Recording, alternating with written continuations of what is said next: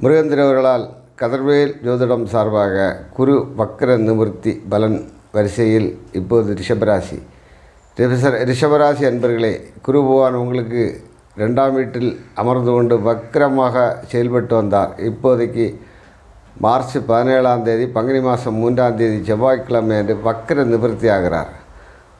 அஷ்டமாதிபதி வக்ர நிவர்த்தியாவது ரொம்ப யோகம்.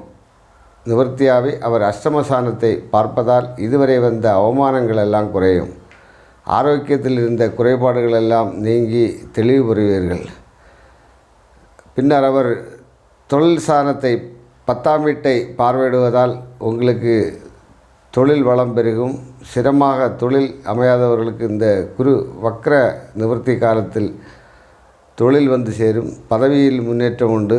இது ஒரு யோகமான காலமாக ரிஷபராசிக்கு அமைகிறது.